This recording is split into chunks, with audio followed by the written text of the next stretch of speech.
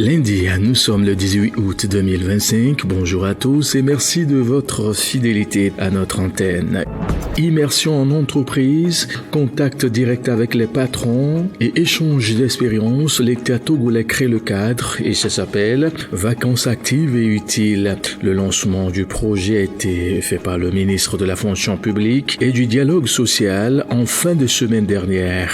De quoi s'agit-il concrètement? Le point complet avec Christophe Ekoué. Il faut les utiliser comme étant vos employés. C'est une initiative inédite qui vient d'être lancée officiellement. Les vacances actives en entreprise 2025, un projet du gouvernement togolais qui veut transformer le temps des vacances en une véritable opportunité de découverte professionnelle pour la jeunesse estudiantine. Ils sont 1000 étudiants à être directement concernés par ce dispositif. Objectif, plonger ces jeunes dans l'univers du travail.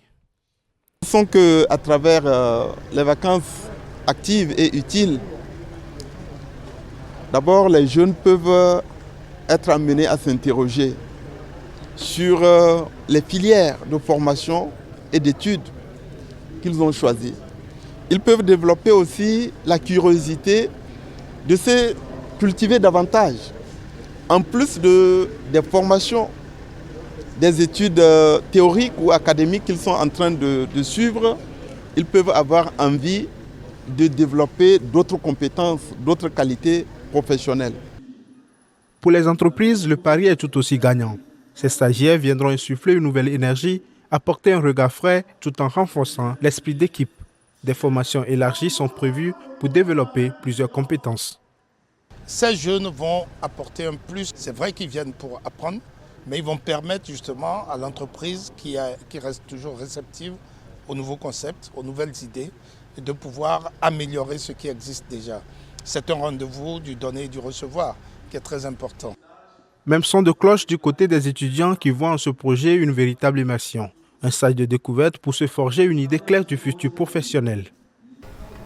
Cette initiative va me permettre de m'insérer dans le monde professionnel, d'aller sur le terrain et voir les tâches qui m'attendent après ma formation. Dans une ambiance marquée par l'espoir et l'enthousiasme, Vacances actives en entreprise 2025 ouvre une nouvelle porte pour la jeunesse togolaise. Une passerelle concrète entre l'université et le monde du travail et une étape décisive vers l'emploi de demain.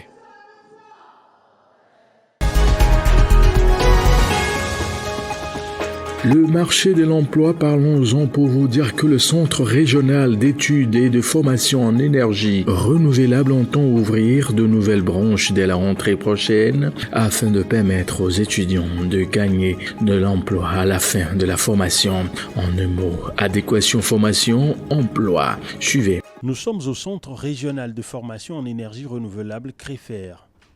À l'approche de la nouvelle rentrée académique, la première académie régionale dédiée au métier de l'énergie et du bâtiment élargit son champ de formation.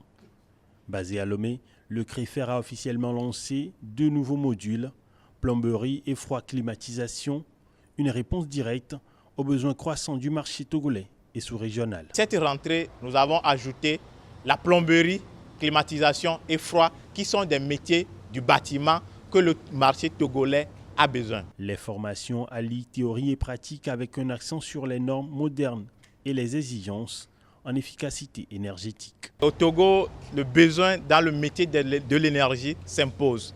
Il y en a assez et il faut apporter l'information aux jeunes. Aujourd'hui, on a des jeunes formés qui ne savent pas quoi faire avec leur diplôme.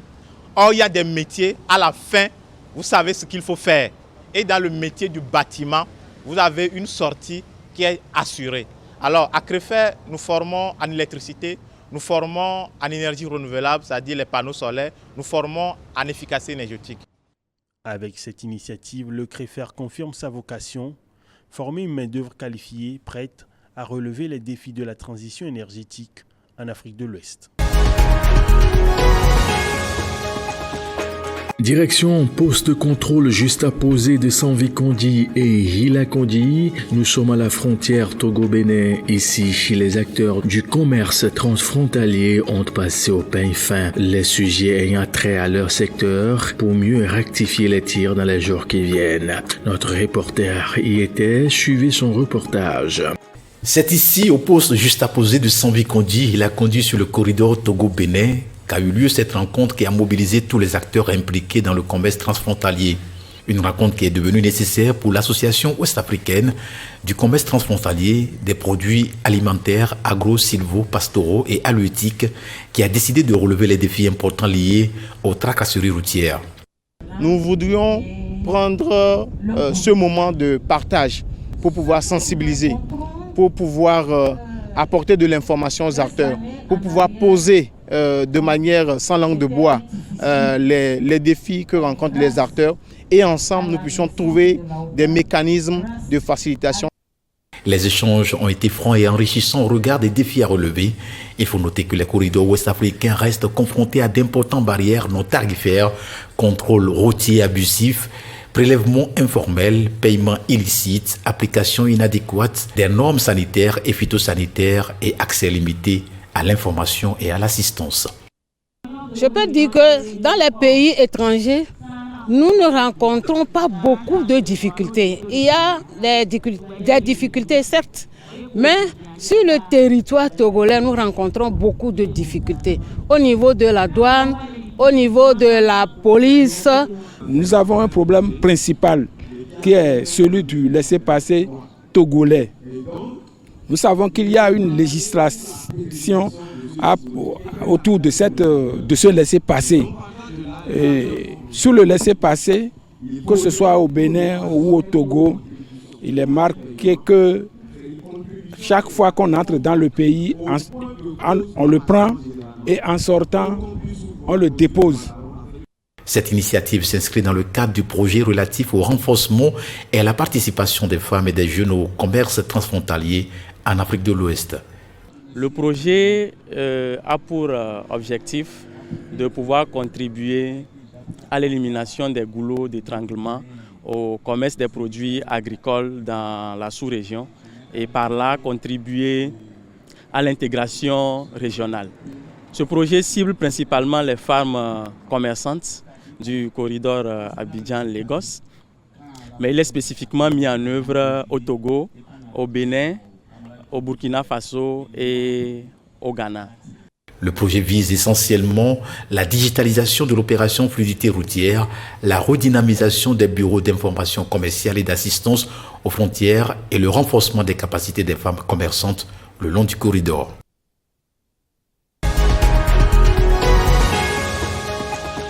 La gouvernance durable du bassin de la Volta au Togo, c'est chose possible dans les jours qui viennent. Les acteurs du domaine étaient en conclave pour repenser les stratégies. On fait le point avec Agbemeyon Dagbovi. C'est une rencontre de haut niveau autour d'un enjeu majeur à Kara, la préservation des ressources naturelles du bassin de la Volta au Togo. Une initiative portée par l'autorité du bassin de la Volta avec l'appui du Partenariat mondial de l'eau en Afrique de l'Ouest. À l'intérieur, ils sont une cinquantaine, membres d'associations d'usagers et d'usagères, autorités administratives et traditionnelles, tous réunis ce 13 août pour valider les résultats d'une étude cartographique et élire le bureau exécutif du Conseil national des usagers et usagères du bassin. Si j'avais un seul mot, c'est de leur dire qu'ils sont on va dire, les acteurs clés de la gestion des ressources en eau.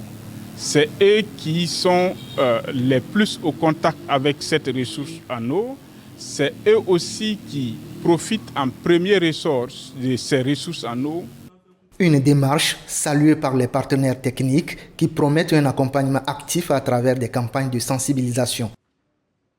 La mise en place de l'organe, le comité de gestion des ressources du bassin de la Volta est vraiment un outil très important qui peut accompagner, aider les usagers à bien la préserver et à l'utiliser pour toute fin utile afin que l'environnement soit préservé. Nous comptons sensibiliser les femmes dans le cadre de la préservation de l'environnement, des eaux. Cet atelier est une étape clé pour renforcer la gouvernance locale et garantir une gestion durable des ressources en eau. Prévu par l'article 121 de la Charte de l'eau du bassin de la Volta, la création du Conseil national des usagers et usagères marque un tournant vers une gouvernance concertée, équitable et durable. Un pas de plus vers la préservation des écosystèmes pour les générations futures. La Chine pour boucler la boucle avec cette première compétition mondiale de robots humanoïdes. Il est question à ce niveau de vanter les prouesses des sciences et de l'ingénierie. Je suis venu ici parce que ce sont des robots humanoïdes que je voyais pour la première fois et que c'était la première fois que je les côtoyais de près. Je suis très enthousiaste, c'est très intéressant. J'ai vu que beaucoup d'enfants sont aussi venus et il y a beaucoup de technologies ici, ce qui est une priorité absolue dans notre développement actuel. À l'avenir, les filières universitaires choisies par les étudiants seront principalement dans les domaines des sciences et de l'ingénierie.